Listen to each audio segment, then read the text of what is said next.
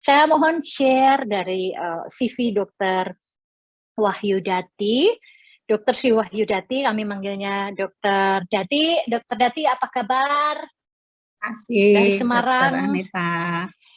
Ya, beliau saat ini masih menjabat sebagai Ketua Perdosri Cabang Jawa Tengah dan DIY Yogyakarta, kemudian Ketua 2 IJI Wilayah Jawa Tengah, dan menjabat Bendahara Kolegium IKFR.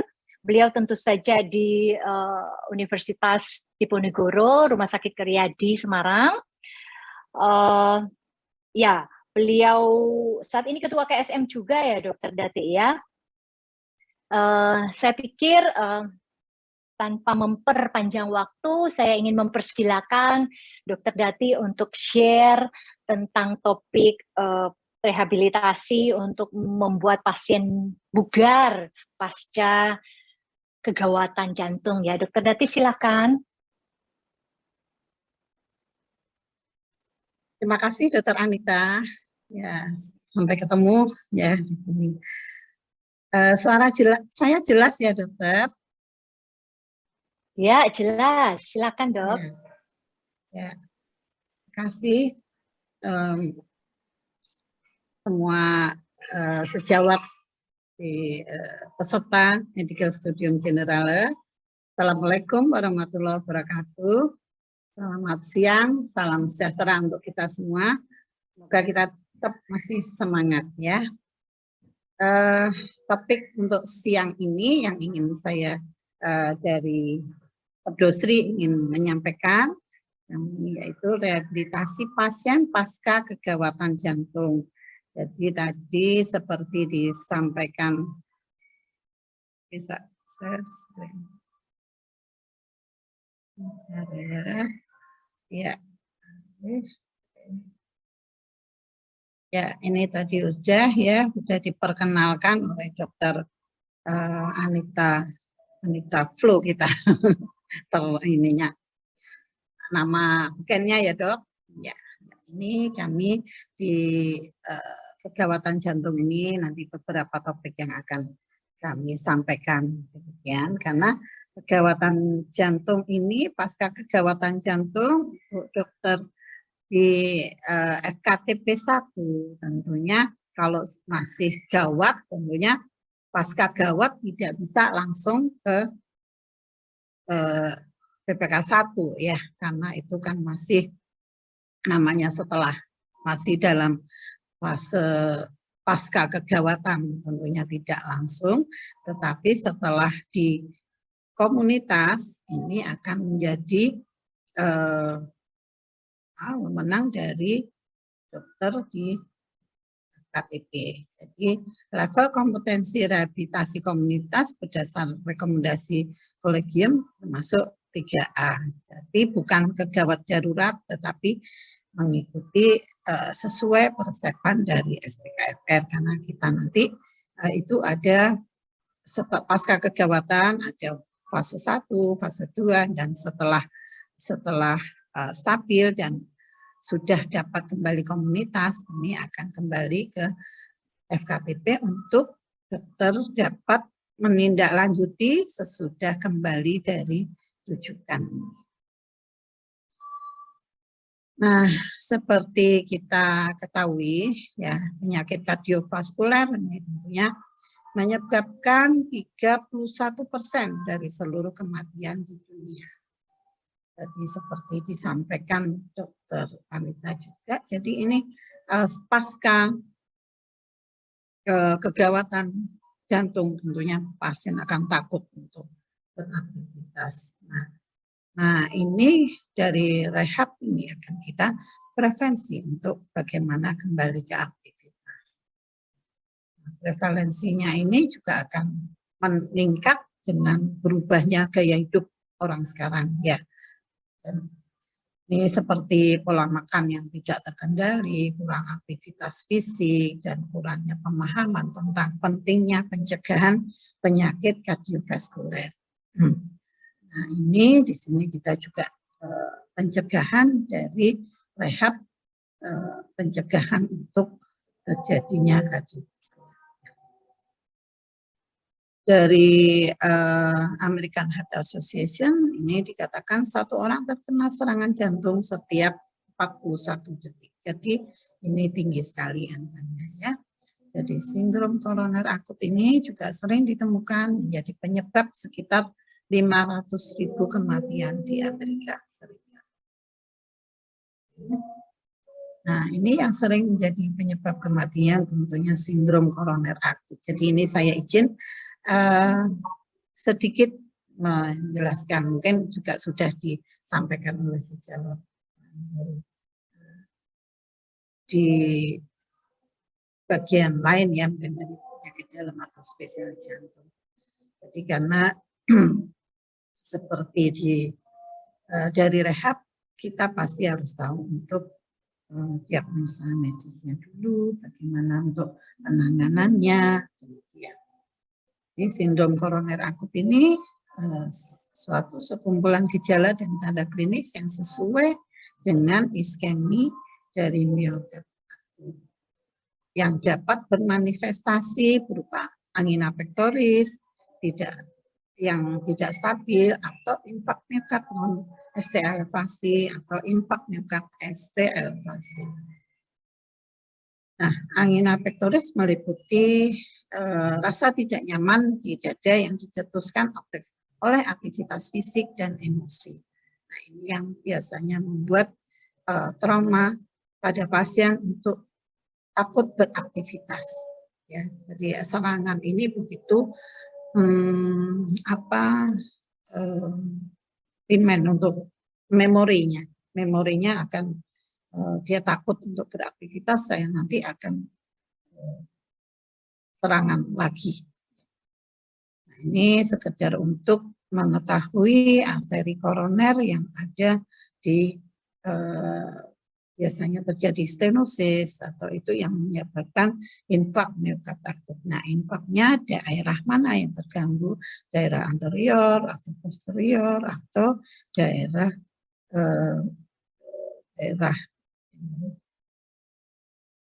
posterior. Nah, patogenesisnya tentunya ini kita juga mengetahui karena nanti kita juga perlu untuk edukasi, modifikasi untuk lifestyle. Jadi ini terjadinya penumpukan dari plak oleh karena dari pola makan ya, pola makan yang hiperlipidemi ya. Dari ini plak-plak ini terjadi ruptur dari plak, akan terjadi sumbatan ya, stenosis di arteri koroner. Jadi akan terjadi miokard infarksi.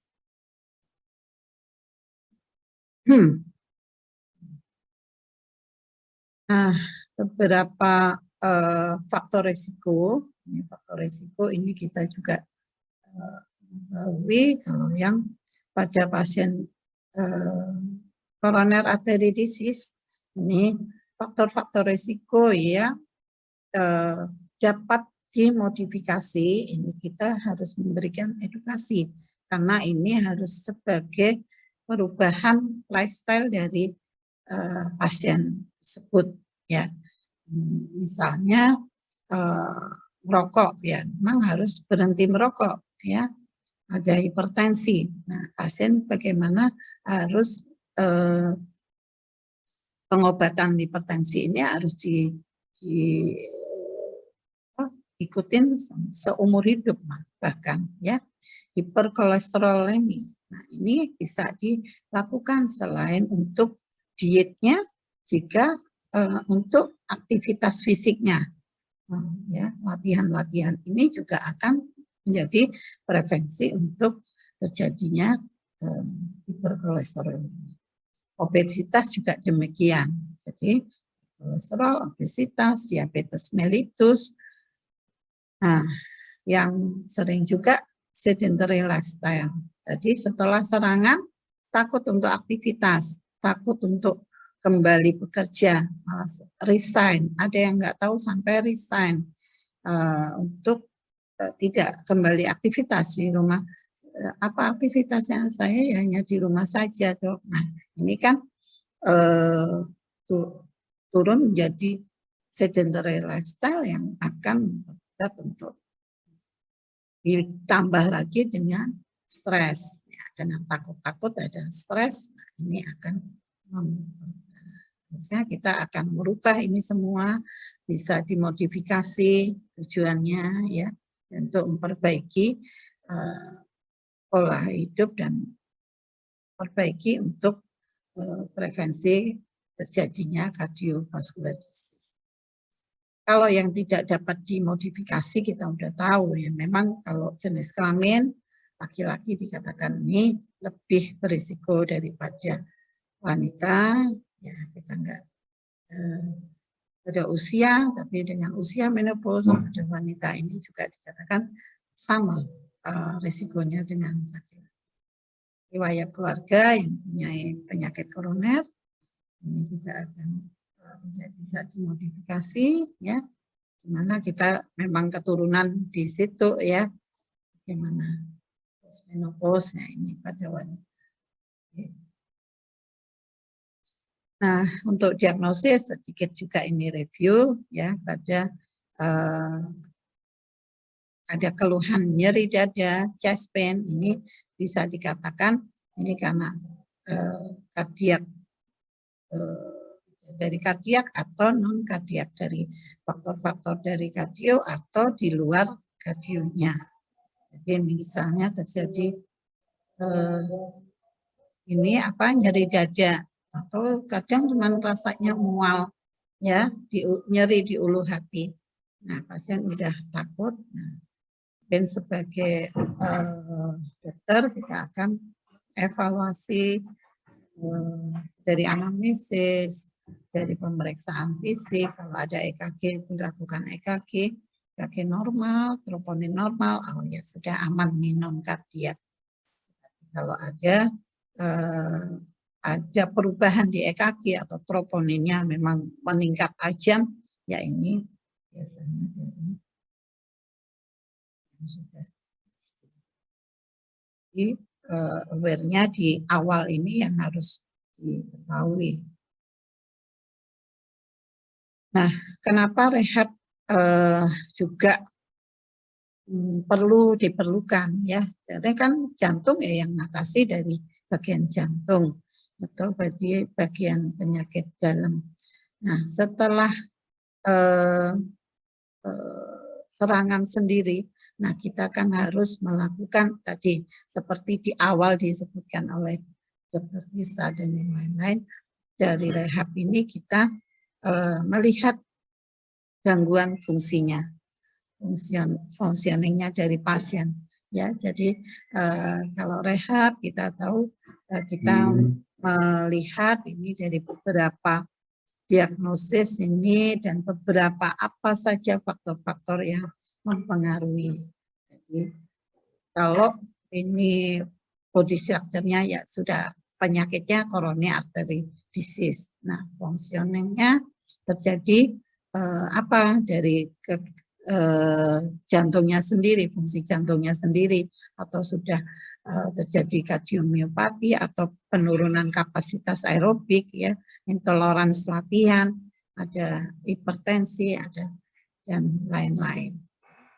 Nah, aktivitasnya yang terganggu, nah ini biasanya jalan sejauh mana dia tidak bisa beraktivitas atau membawa beban berat atau mengikuti dengan kegiatan yang lebih berat ya, atau tidak bisa kegiatan rekreasional atau kegiatan di masyarakat ya, partisipasi juga ya, jadi akan terganggu di sini. Jadi rehab akan melihat dari fungsionalnya, aktivitasnya, partisipasinya di masyarakat terganggu. Jadi partisipasi di masyarakat, ya, dia tetap bisa kembali ke bekerja atau dia harus tetap misalnya seorang yang aktif ya di kegiatan ibadah di masjid. Nah, ini tetap aja bisa melakukan aktivitas sholat yang berapa rakaat harus mengikuti di masjid, karena masjidnya harus ke naik jalanan tanjakan itu, jadi dia tetap bisa partisipasi. Tapi tentunya ini dari rehab kita akan melihat faktor-faktor. Nah, lingkungan juga yang mengganggu ya. Ini hubungannya bagaimana, ataukah tadi memang harusnya jalan tanjakan, oh ya sudah dia tidak bisa mengikuti karena memang masjidnya harus jauh dan harus tanjakan. Nah, ini tidak diperkenankan. Sama faktornya memang laki-laki, dia juga ada stres atau depresi dan lain-lain. Ya, ini kita nilai semua. Jadi untuk rehabilitasi jantung ini adalah perawatan terpadu ya, yang individu setelah kejadian atau prosedur jantung dengan tujuan mengoptimalkan fungsi fisik, meningkatkan penyesuaian emosional, memodifikasi faktor risiko jantung, dan mengatasi untuk kembalinya peran dan tanggung jawab sosial sebelumnya. Jadi gabungan beberapa aktivitas yang diperlukan untuk memodifikasi penyebab penyakit jantung dalam upaya mencapai kondisi fisik, mental, sosial sebaik mungkin. Sehingga pasien bisa dengan mudah ada upaya mereka sendiri menjaga atau melanjutkan peran mereka di masyarakat saat peran itu hilang atau terganggu karena penyakit jantungnya. Peran untuk rehabilitasi jantung. Nah, tujuan rehabilitasi ini modifikasi faktor risiko. Tadi sudah kami singgung untuk faktor risikonya apa saja melalui perubahan perilaku hidup sehat, memperbaiki fungsi fisik dan kembali bekerja, dapat melakukan hobi dan aktivitas rekreasional, juga peningkatan kualitas hidup dan psikologis. Jadi pasien merasa percaya diri dan akan kembali bekerja. Manfaatnya, jadi memperbaiki toleransi dari latihan pasien dengan kita diberikan latihan-latihan. Toleransi latihan ini tentunya tidak langsung dapat kembali bekerja. Jadi toleransi ini akan dilatih secara bertahap, secara progresif oleh rehab, dan ini meningkat sesuai hasil uji latihnya. Juga mengendalikan gejala, memperbaiki kadar lemak dalam darah, menjaga berat badan, jadi yang pasien dengan obesitas, juga membantu mengurangi kebiasaan merokok, ya, membantu ya, jadi ikut selalu mengingatkan. Jadi Bapak sudah berhenti merokok, ini kadang susah sekali untuk pasien itu berhenti. Kalau ketemu dokter jantungnya sudah diberitahu, ketemu dokter rehabnya diberitahu, mungkin pasien ini akan sadar dan berusaha untuk berhenti. Ya, memperbaiki psikososial pasien. Nah, sebelum kita melatih, tentunya kita harus tahu faktor stratifikasi risiko dari pasien. Jadi stratifikasi risiko ini dinilai dulu untuk kapan pasien ini bisa beraktivitas rendah atau beraktivitas dengan cukup ya, atau tinggi, atau latihannya sejauh apa. Jadi untuk menentukan kita latihannya mulai dari mana. Kalau risiko rendah ya kalau yang tidak ada disfungsi dari fungsi sistolik ventrikel kiri yang signifikan. Kalau dilihat dari IF-nya biasanya lebih dari 50%. Jadi pasca infak tanpa komplikasi ya, dengan baik dengan CRPG atau PCCE, tapi tanpa komplikasi, jadi sudah dilakukan revaskularisasi. Tidak adanya CHF dan gejala menandakan iskemia yang sudah lama. tidak ditemukan aritmia, disretmia, respon hemodinamik normal, asimptomatik, tidak ada angina, dan saat pelatihan ataupun saat istirahat. Jadi kapasitas latihannya bisa sampai target sampai 7 match. Tetapi pasien kalau datang ke kita baru dari serangan, ya kita bertahap dulu. Nah, pasien tidak ada depresi dan lain-lain, mungkin dapat kembali dengan aktivitas sampai dengan 7 match. Ada risiko sedang, ini kalau EF-nya 40-90%, biasanya ada gejala dan angina timbul dengan aktivitas sedang, kira-kira 5-6 match, atau dengan aktivitas berat ya akan timbul nyeri dada. Ya, kalau udah risiko tinggi, ya kita kapasitas latihannya ya harus hati-hati ya. Jadi kita bukannya risiko tinggi tidak dilatih, tetap dilakukan latihan di rehab, tetapi dengan supervisi ketat. Nah, ini yang tahapan rehabilitasi jantung ya. Ini pada saat pasien berada di rumah sakit ya, masa akut itu bila kondisi sudah mulai stabil, misalnya pasca infak miokard akut, dan ini harus dilihat di EKG-nya bagaimana. Kalau EKG 2 kali 24 jam sudah tidak ada perubahan EKG, nah itu sudah stabil, kita baru memulai untuk mobilisasi. Biasanya rawatnya durasinya 5-7 hari. Kita bisa melakukan. Kalau fase 2, dikatakan fase 2, setelah pasien itu menjalani rawat inap, fase 1, nah ini sudah dirawat jalan di klinik rehabilitasi. Jadi durasinya ini 4-8 minggu. Biasanya kita lakukan seminggu sampai dengan 2 bulan ya. Jadi itu 2 bulan latihan itu dengan supervisi ketat ya. Dengan supervisi ini dilakukan pemantauan saat pelatihan, dilakukan uji latih dulu untuk mengetahui dosisnya dan mengetahui pasien ini sejauh mana bisa ditingkatkan secara bertahap. Fase maintenance kalau fase 3. Nah, ini yang biasanya sudah dapat kita rujuk kembali ke PPK 1. Jadi untuk mempertahankan kebugaran fisik, dan pasien sudah mendapat edukasi, mendapat latihan. Jadi ini kembali di komunitas. Jadi setelah 8 minggu ya, durasinya biasanya 3-6 bulan sampai seumur hidup.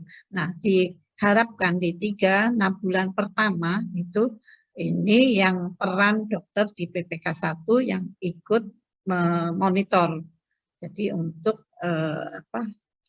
rujukan kita kembalikan ke PPK 1, tetapi kalau ada beberapa faktor yang berberat tentunya akan dikembalikan baik ke dokter jantung atau ke dokter SPKFR. Ini fase 3 dapat dilakukan oleh dokter umum di PPK 1 di komunitas. Latihan melanjutkan dari fase 2-nya. Biasanya fase 2 sudah mencapai 5 match ya.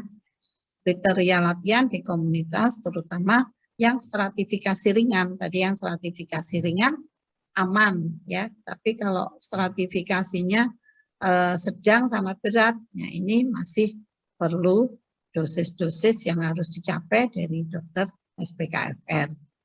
Kalau ada sesuatu yang berat lagi, ya harus segera dikembalikan. Nah, ini maaf, edukasi Dokter Tati, tetap harus diteruskan. Ya. Iya, mohon maaf. Terima kasih. Ya, terima kasih. Untuk edukasi ini tetap harus diteruskan baik dari dokter SPKFR maupun dari dokter umum yang Nah, rekomendasi latihan 3 sampai 5 kali per minggu, ya 60 sampai 80% heart rate maksimum. Ini ada box scale-nya 11 sampai 13. Ya, box scale ini bagaimana usaha yang harus dirasakan pasien. Tipenya aerobik ya yang kita sarankan. Nah, ini box scale. Nah, ini 13 ya 11 sampai 13. Jadi sedikit berat aja. Jadi latihannya juga enggak jalan yang terlalu ringan, tetapi jalan dengan sesuai kecepatan tapi sedikit berat. Ini contoh-contoh untuk match aktivitasnya berapa aja. Kalau matchnya ini tadi sudah mencapai 5 match, nah ini dia aktivitasnya bisa dipilih di sini. Nah, kapan harus berhenti? Ini yang penting juga. Terminasi latihan kalau ada gejala subjektif atau objektif ini. Kalau sesak nafas, terjadi sesak nafas, ada nyeri dada, berdebar-debar, keringat dingin, juga ada mual, muntah, ya gitu. Itu yang gejala subjektif. Nah, kita harus melanjutkan dengan tanda objektifnya apa, heart rate-nya lebih dari 10, meningkat dari lebih 10 kali per menit, penurunannya, terus blood pressure-nya juga menurun, ya box scale-nya lebih dari 13. Nah, kapan dilakukan rujukan ke SPKFR? Kalau pasien dengan stratifikasi risiko sedang dan tinggi, jadi meningkat untuk stratifikasinya. Nah, ini untuk akhir dari sesi saya. Jadi rehabilitasi pasien pasca kegawatan jantung di masyarakat masih perlu pengawasan dokter, ya terutama di pasca dikembalikan rujuk balik. Nah, rekomendasi latihan sesuai hasil fase 2 dan stratifikasi risiko ringan. Nah, pasien dapat dirujuk kembali ke SPKFR apabila terdapat gangguan fungsi kardiorespirasi atau intoleransi latihan. Edukasi ini perlu dilakukan untuk perubahan perilaku hidup sehat.